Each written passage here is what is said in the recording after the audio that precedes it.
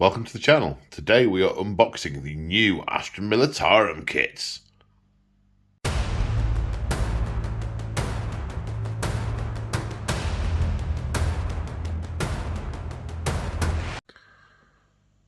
That's right folks, Games Workshop have sent me these kits free of charge for your unboxing pleasure, and we are unboxing them today. Oh yes we are. We have the new Rogel Dawn Battle Tank, the Lord Castellan Creed, and the new Heavy Weapons Squad. Oh, where to go first? Let's start here. Let's start with this one. So I didn't expect there to be any options on this kit, but I can already see from the box that there are. Let's zoom in a bit as we open it up. I've already decellophaned these, but as yet they are not open, so this is just as much a voyage of discovery for me as it is for you. Okay, single sprue, 32mm base. What do we have? Well, we've got a cloak, we've got a rubbly base with lots of concrete and iron struts, some binoculars, a sidearm las pistol, an interloping cat, Acadia standard. Is she just sort of standing behind in front of that? Does she have a mobile Acadia rock? Is that her thing? Okay. Creasy clip. We've got a hat with a helmet. We have a power sword. Slender looking power sword. It's nice, I like that. With a bit of a skull tassel hanging off. I would have thought that'd be a braided tassel, be a bit more Imperial Guardy. We seem to have a head option. And there's a rod, presumably a rod of office option as well. So, what about the instructions? Yeah, this is fairly straightforward. Yeah, we have two build variants. We have no helmet and stick, and helmet and binoculars. I imagine maybe you can mix them up, or do you have to go one or the other? No, definitely you can pick your preferred head, you can pick your preferred left arm. And yes, it looks like this banner is on a rock. It looks like she is rock surfing, true Eldar style, but this has got many more twisted girders and concrete reinforcement rods that she levitates across the battlefield with, them stuck to her feet, conveniently displaying the Cadia logo icon thing behind her. Next up, we have the Heavy Weapons Squad. 3 heavy weapons in a box.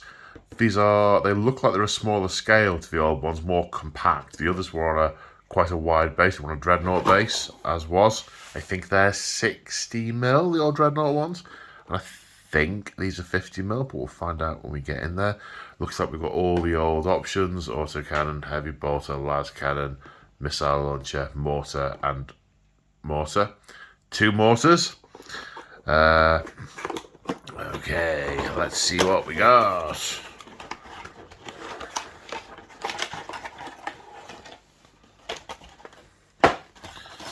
Instructions. Oh, a transfer sheet. Cadian transfer sheet. So we've got a bunch of Cadian gate symbols, then unit numbers, and some campaign marking type things and general symbols. 3 bases. These look like 50mm. 50mm with hex holes, except the hex holes are filled in. It actually says with hex holes on them. Okay, so 50mm. It's a 2 sprue, which, snap to get in the box. What are we looking at? So, these guns look a little bit less chonky than the previous ones. A little bit more to scale, with a man-portable, human fireable gun. What do we have on this side? We've got, that looks like a torso with some straps. We've got these look like, funnel's the wrong word. The aperture from the gun with the holes that let the pressure out, which have got muzzle.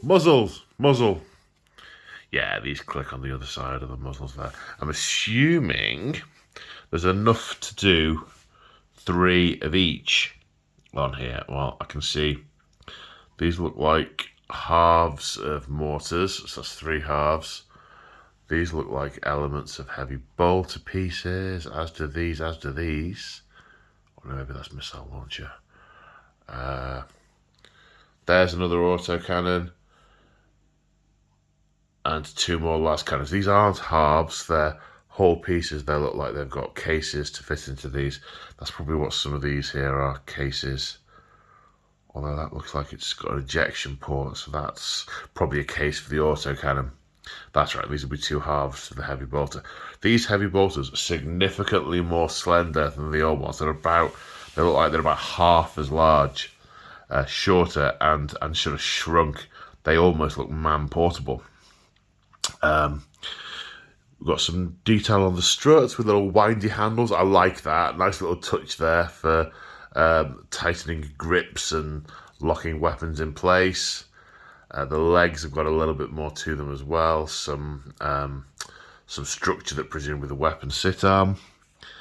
And yeah, just as with the more recent guard kits, the individuals, when we look at the detail on that rope that's hanging underneath that backpack has some real texture to it. I can already tell there's definition on that will make painting that much more straightforward. Because you know what it's like when you've got some of the older kits that don't have much definition. If you want to sort of generate a 3D effect on them, you've got to highlight up flat surfaces to try and create the 3D effect, whereas this suits my particular method of painting. Base coat, shade, maybe a dry brush, but probably not. And we're done. Yeah, nice little detail like hot water bottles and things. Hands with individual fingers that are going to look like actual hands rather than just meaty stumps. Not quite sure what these are. It's obviously a plate of some kind. Maybe that's the plate that yes, this will be how the tripod constructs. There'll be a leg going into each of these, and then that'll be the point where the weapon sits. That'll be what they are. Right, other sprue, I'm going to imagine is remarkably similar. Yeah, we've got ammo boxes with shells in them. They're open, so the shells are being fed out. That's a nice touch, rather than it just being a closed box. We've got more struts for things to fire, for weapons to sit on. We've got ammo cases, power cells, more heads with nicely defined helmets. That looks like a female head, so we've obviously got some gender balance on here, which is nice. Some torsos. That looks like another female head, I think. Splendid. Voxcaster. I don't recall these guys being able to take Voxcasters, but I haven't gone into that codex in a lot of detail. I haven't played it because it obsoleted most of my existing guard armies. I'm going to be building up another one to play them. But as with everything else, it's in the queue. On my live stream the other week, chatting to subscribers, people were asking me how many armies I've got. I added up the number. Let's just say, if I spent a week working on each of them, I wouldn't get around them all in a year. So, what I actually end up spending time on, whether it is New Guard or other things, remains to be seen. We've got some kind of Sarge or Commander. They've got a hat, and they've obviously got a combead in. Some glasses to presumably prevent blinding from muzzle flash or some such, or retina scarring from adjacent lasness.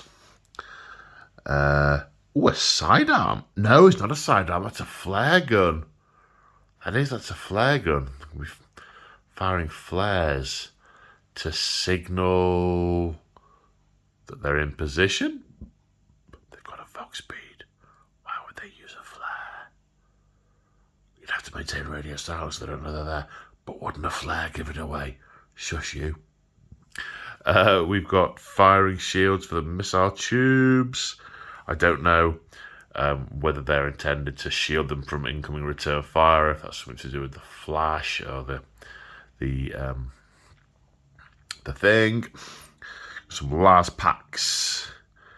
That I assume is part of the missile launcher because of the way that it's being held like a pistol, rather than being part of the mortars. These look more like part of the mortars. They're sort of, this knobbly bit on the bottom suggests they're sort of sat like that. Ready for the thing to come out. Okay, right, what do the instructions say? Them's the sprues. What's the instructions? Yeah, okay, so las cannon, autocannon, heavy bolter, missile launcher, and mortar. Interchangeable elements. Yeah, we've got a couple of commander heads, couple of an array of non-command heads. It looks like we've got on the commanders, we've got a male commander and a female commander, and then a mix amongst the other heads. These say they're all different. They look very similar. Oh no, how's that for detail?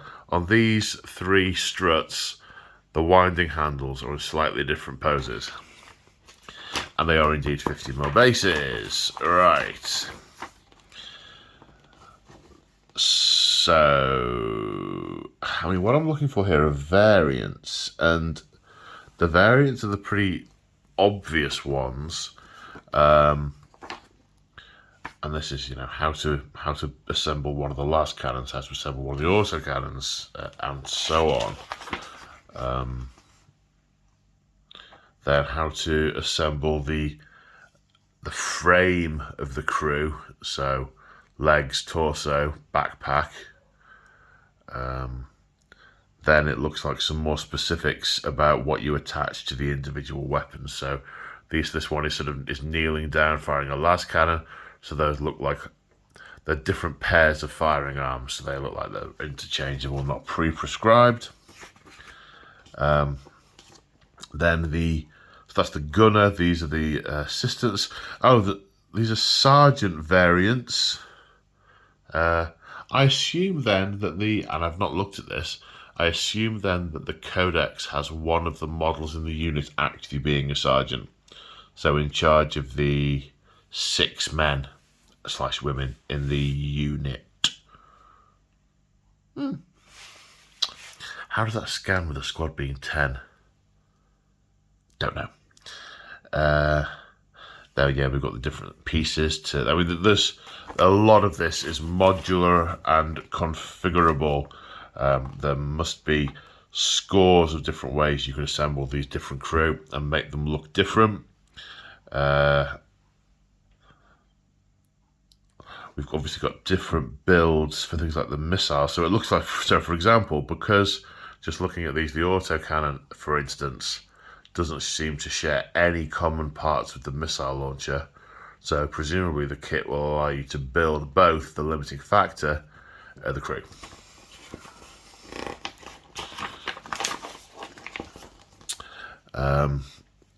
Yeah, then spotters with all sorts of variants, secondary crew with all sorts of variants. That plate is all to do with the mortar rather than anything else. That's all mortar related, presumably to allow that piece to share the missile launcher. Yeah. Reusability. And that is pretty much the gist all the way through. You've got the guns are a fairly standard build, but what you can do with the arms, the heads, there's all sorts of options to customize and configure. The crew. And now we have the Rogel Dawn battle tank. I don't know narrative-wise whether this is an old design that they have found the STL for and have started producing, or if it is a new one that the heretic Belisarius Crawl has created. From the presence of that Gatling gun, I'm going to assume the latter. Not that that affects the unboxing, but it affects how I feel about the about the unit. Right, I'll zoom in a second because this box is large. Large. Ooh, and has a removable tray. Instructions. Wow, that is a sizable instruction booklet. Right, what have we got? We've got a vehicle transfer sheet. This looks a little bit more... is it more modern? There's a lot of variants on here. You've got Voistron Firstborn, Krieg, Tanith even. This is going to be much more recent if it's got Tanith on it. Is there a date? Yeah, 2022. It is a new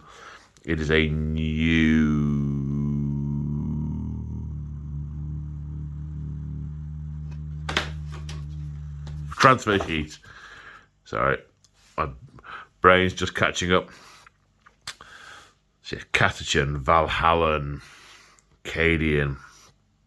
So there's quite a lot on here. Symbols, little bits of text that that crew may want to adorn their tanks with. Sure, almost certainly in contradiction to regulations. Don't do that when the commissar's around. Yeah, kill markings and numerals and all sorts. Excellent. Right then. Zoom. Right, we've got 3 sprues. They are A4 sprues. They're 3 separate sprues. None of them have got the connecty, snip thing. I'm going to have to zoom out. They're too big to get all on the camera at once. Okay, so this sprue looks pretty structural. Looks like that we've got the some of the elements of the top of the vehicle and some of the turret caroling. Yes, this looks like a turret type sprue. What do we have? I'll try and zoom in a bit more and just float around the template. We've got hatches, little knobbly bits. Got some expended ammo. Looks like a handle. I mean, that is a titchy handle. That's teeny tiny.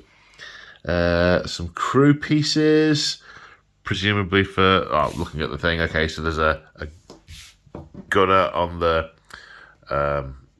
stubber and a commander pointing out.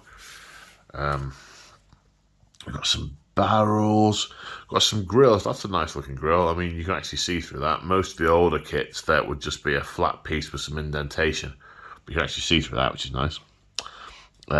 Very slender on the stubber, although you can't see through the stubber. The temptation for me there would be to try and drill all those out, but this is so slim it would just get mangled to pieces. A fire extinguisher tied to, I don't think that's a battery, I think that's a fuel can. So effectively some emergency supplies, either extra fire or extra anti-fire. Sort of follow the flow diagram. Is something on fire? Yes. Should it be? More fire. Should it not be? Extinguisher. Got to follow those procedures in the infantryman's uplifting primer. Although there's probably a tank crew's uplifting primer. Okay, first sprue. Whoa, we're seriously into chassis realm here. We've got some big side pieces. Because this is meant to be size-wise, this is meant to be sort of halfway between a Lehman Russ and a Baneblade. So yeah, this is fairly sizable. I mean, you'd actually know how big my meat fist is, but yeah.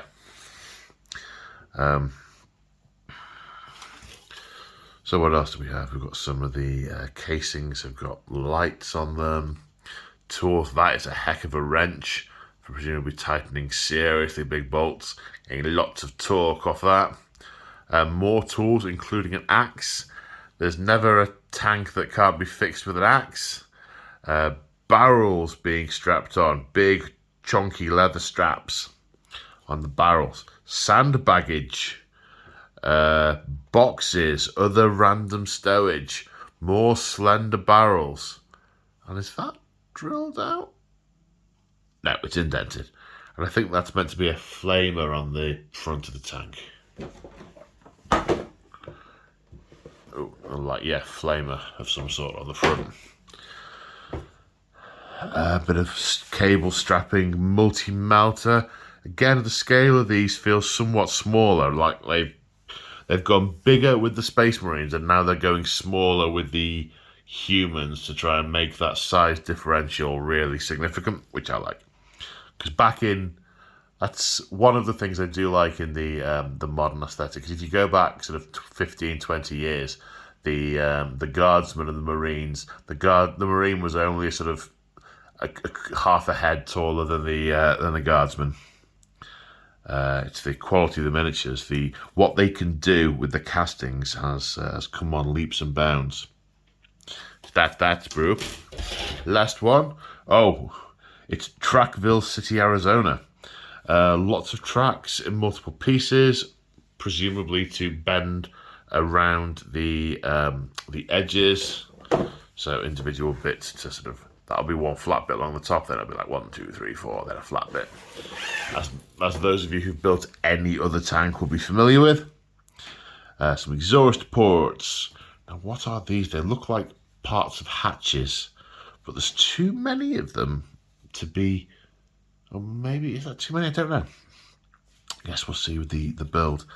That arm there's got some stripes on it, so presumably whoever's pointing out the hatch is in charge of the vehicle and has a sergeant's rank. We have some more container stowage. Now, one of those looks like water. The other one, who knows what that might be. Might be the opposite of water. Dust. Okay. I think the most of this is going to be in the instructions. So let's see. Right, so the variants appear to be on the turret. So you can either do turret hatches closed and the stubber just lolling, or you can have there's an additional stubber option, or you can have this front hatch here with some. Actually, let me get it a bit close to the camera. You can have this front hatch here with a head popping out of it and the stubber coming out of that hatch, or it looks like there is also an option for a head coming out of that one. Presumably this one is moving the turret round. I don't know. And the sergeant coming out of that going, that one, kill that one. And the stubber can be attached elsewhere. So they're the variants. It looks like fairly standard. You've got to put the walls of the side of the tank together and attach the tracks. And again, you've got to do that twice. Then building up the plating in between. Very reminiscent of a Rhino / Land Raider build. Yeah, and then build up the front plates, back plates, then slot the top one on. This is awfully familiar. I think my record for the Rhino was like 20 minutes to build one, something like that. I can't remember, it's been a long time since I've done a Rhino. You get that used to doing them. Yeah, so similar in principle. Then we've got some venting, cowling and stuff going on here. Various plates, bits of headlights, exhaust. Then you've got the chassis, easy for you to say. Then we've got some non-glue bits, presumably so from my Predator building days, that looks like the rotating-y bit. That's the back of the turret. That'll have the gun on it.